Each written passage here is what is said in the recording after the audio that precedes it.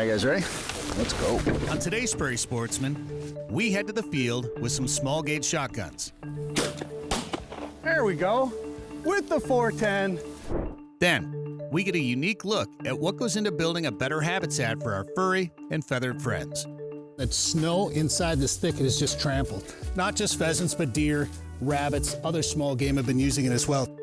Welcome to Prairie Sportsman. I'm Brett Amundsen. We got a great show for you, starting right now.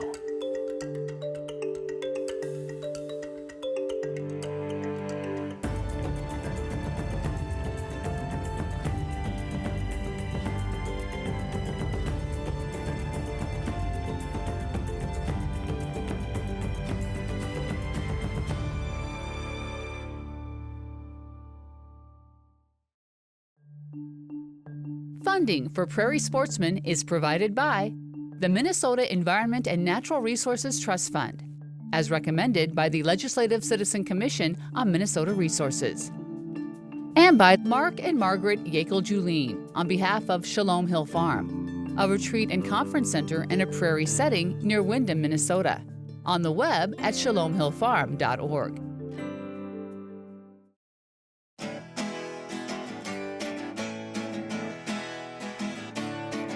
So I love the pheasant hunt. I love the exercise. I like getting out and being in the wilderness out here on the prairie, watching the dogs work. I love to eat them, but sometimes it's just about having fun too. And the true measure of success when you're out there hunting is just about the experience and the fun that you have. And we're with my buddy Jason Marcolot today, and he showed up with this 410.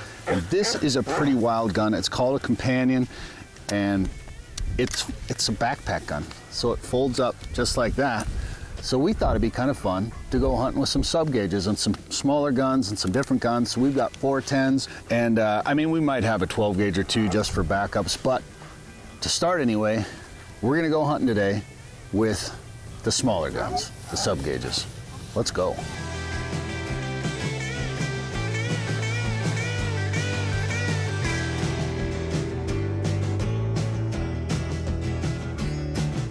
Are you guys ready? Let's go.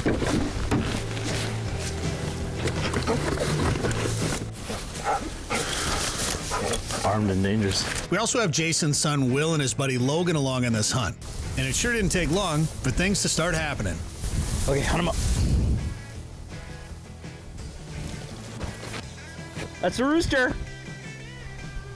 Yeah. Watch where he goes. Oh, Hen. there's a Go hen. work.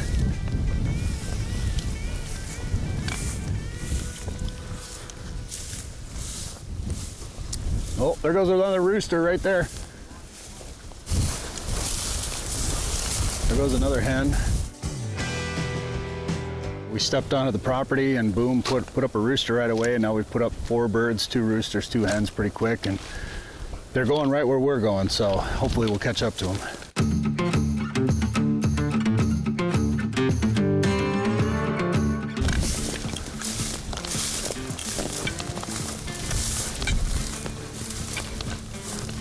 There, they put one up out of there along the lake. That looked like a rooster.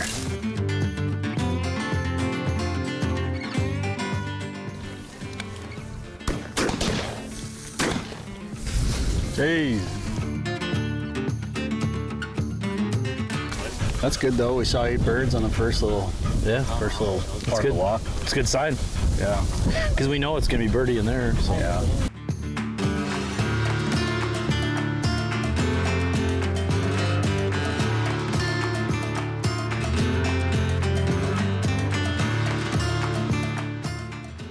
There goes a rooster. Dang it. Dang it, dang it, dang it. That was the one she was on.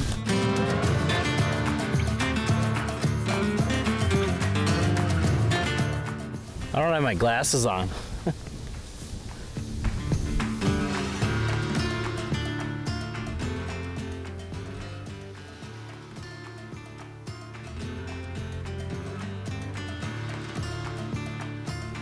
Rooster!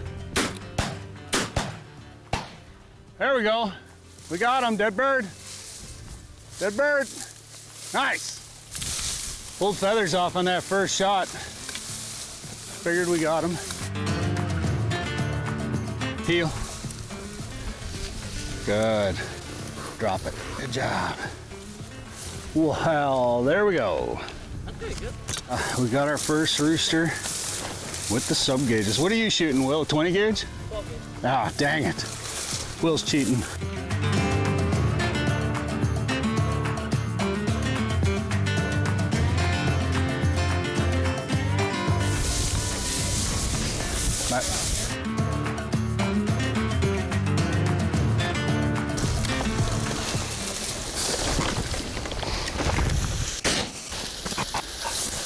Oh, one got away.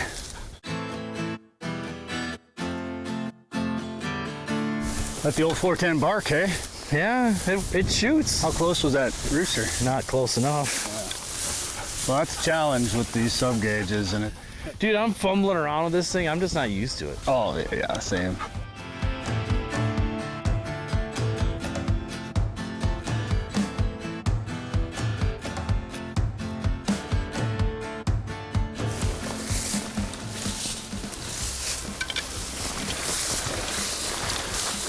Hen, I think. Or is that a rooster?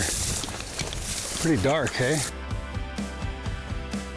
If this grass is this tall and this Tons thick, of tracks in there. I think we should go into those cattails again before we leave, but we might as well push this to the end. Okay. Especially if the grass looks this good. We could send one group down that way and one group up that way Yeah. if you want.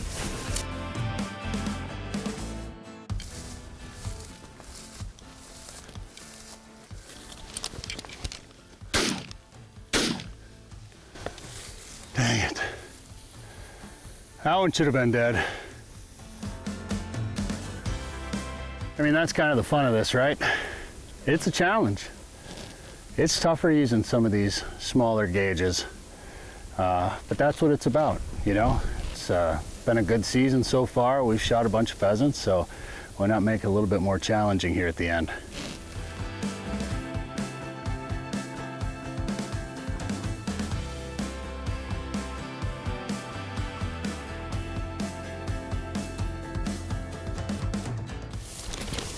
Hen. No bird. Scout, I think that one scared Good job. Will a little bit. you made that one poop in front of you. Oh, rooster! There we go. All right. That's why we pinch, and that's why I set up the way I did. We thought we might put up some birds over here, so I tried to get down in front of these guys. And those roosters, that rooster and that hen, both were running up, and they got right to where we were standing here and got a little nervous. Will almost stepped on that hen, and then they put up that rooster, and we all shot at it. I don't know who hit it, but it went down. Still running, hey? Find it, Tiny. Running right. Oh, hen! Whew! That way, Tiny. Good job. I saw her take off running that way. I thought she might be on it. There's rooster number 2. We definitely should have a few more of them, but heck of a retrieve there by the pup. Nice job, Tiny. Putting up hens under our feet. Why don't we push through, kind of kick up to the trees, push down the trees, hit this grass, hit the dike and the cattails in the bottom one more time, and then we could go back up along the field edge or something. Oh, rooster! Oh no!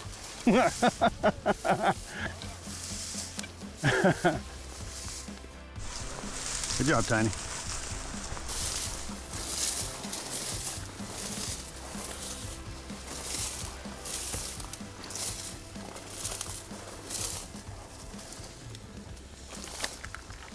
The Scout right there with Rooster!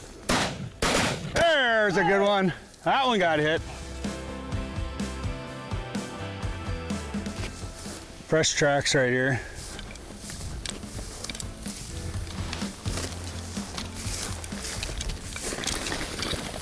Oh, no bird. Tiny almost caught it. Good job, Tiny. Good push.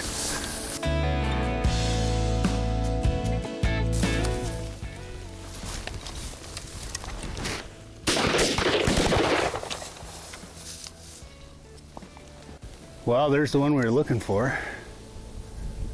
Most likely, anyway. Got up a little far, but what's that one? Can't tell.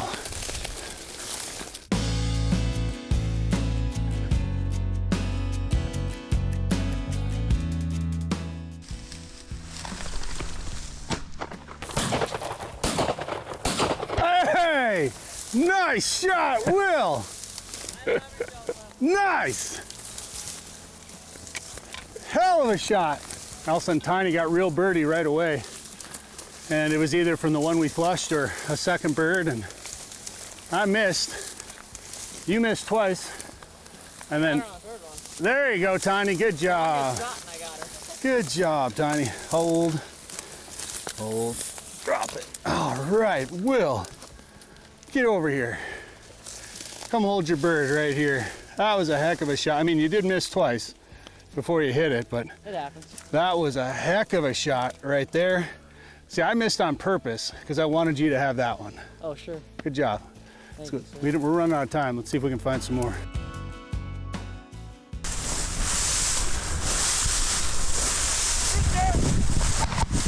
There we go. Well, as you can see, the sun's getting lower. We just have a couple of minutes left. We're almost to the end of the walk, and Jason and Logan just put one up right there. They knocked it down. I don't know who shot it. I sure hope it was the 410, but we'll find out when we get back to the truck.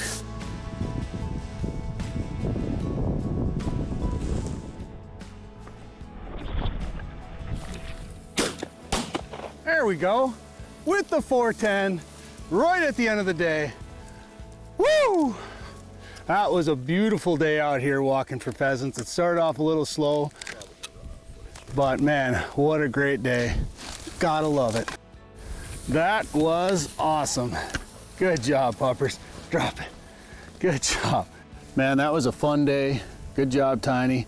Broke out some really cool guns today, some 410s. We had a couple of 12 gauges backing us up, and you know, it was real nice carrying a light gun like this out here, but I'll probably go back to a 12 gauge, or honestly, I'll probably get a 20 gauge next and carry that. Something a little bit lighter, but still with a little bit more knockdown power. That bird ran on us a little bit. That's the beauty of having a good dog, or the importance of having a good dog. Tiny tracked that. At one point I looked, she was 164 yards away on the Garmin Alpha here on the GPS tracker, and all of a sudden I could see her on the Garmin getting a little bit closer and closer, and Dan spotted her with the bird in her mouth, and she brought it back. So good job, Tiny. Been a great day with the sub gauges out here, and we got some delicious roosters to eat now.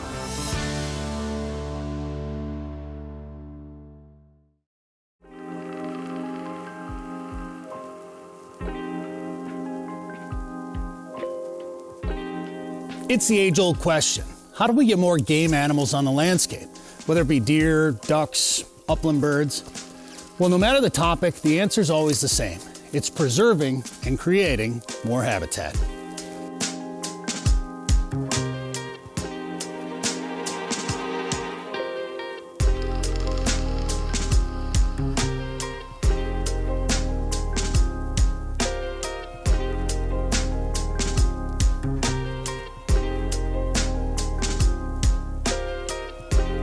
When it comes to creating habitat for wildlife, the key lies in the complex. A variety of grasses, thermal cover, food and water are all part of an ideal landscape for wild critters like deer, pheasants, ducks, and even small game such as rabbits.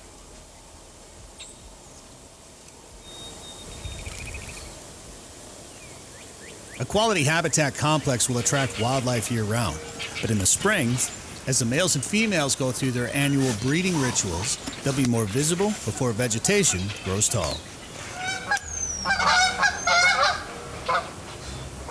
Here are a few of the things I've been fortunate enough to film in this well-managed complex.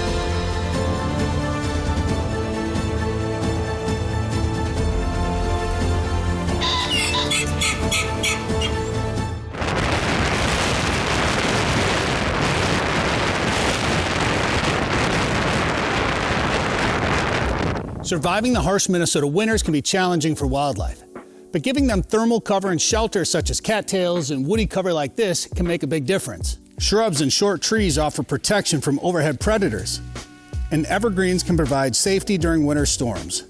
It's recommended, though, to avoid planting other trees which can attract nest predators and give aerial hunters a perch to scout from. Willow thickets and Phragmites stands can offer suitable natural cover as well. These willow thickets may be one of my favorite places to target late season for pheasant hunting, and there's a reason why.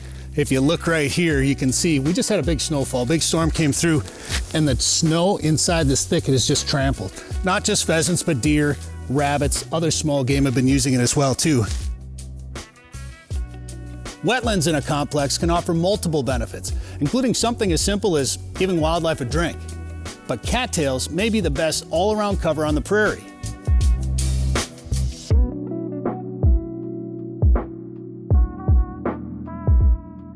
If possible, a food plot situated close to thermal cover and large tracts of grasses can be the perfect complement to a habitat complex.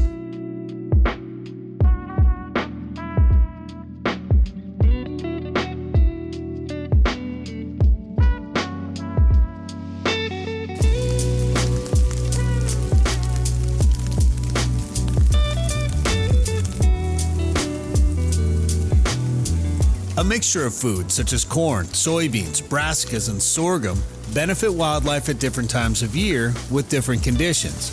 As snow piles up, food is covered. Beans and corn that grow tall feed pheasants and deer during those long, cold, snowy months.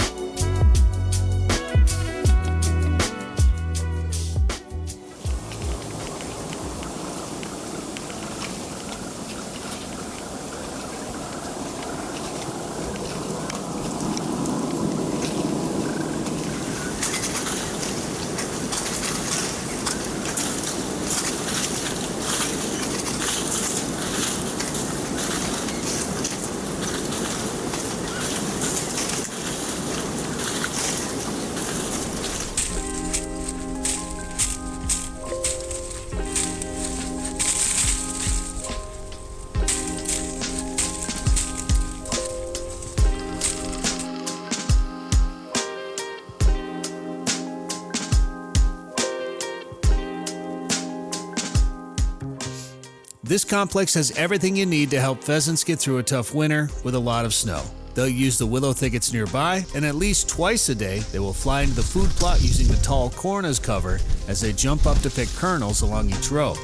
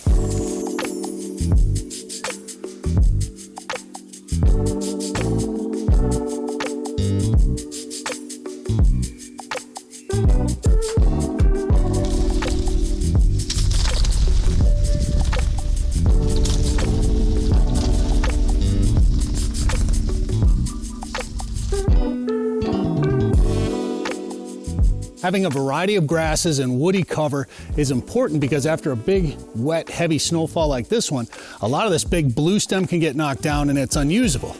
But during the spring, this grass provides nesting cover for pheasants, other upland birds, and waterfowl like mallards and blue-winged teal, which have been known to nest up to a mile away from water sources in grass like this.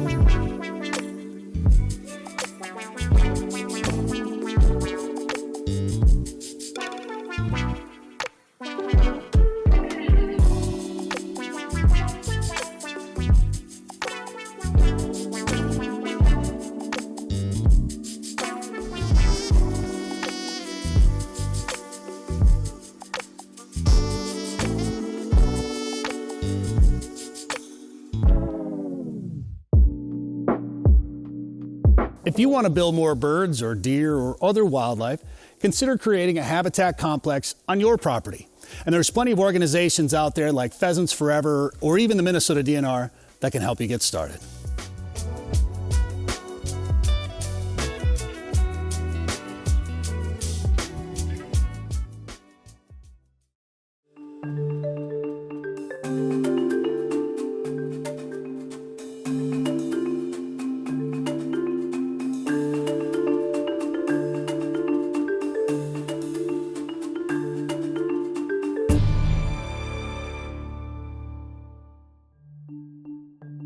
Funding for Prairie Sportsmen is provided by the Minnesota Environment and Natural Resources Trust Fund, as recommended by the Legislative Citizen Commission on Minnesota Resources. And by Mark and Margaret Yakel-Julien on behalf of Shalom Hill Farm, a retreat and conference center in a prairie setting near Windham, Minnesota. On the web at shalomhillfarm.org.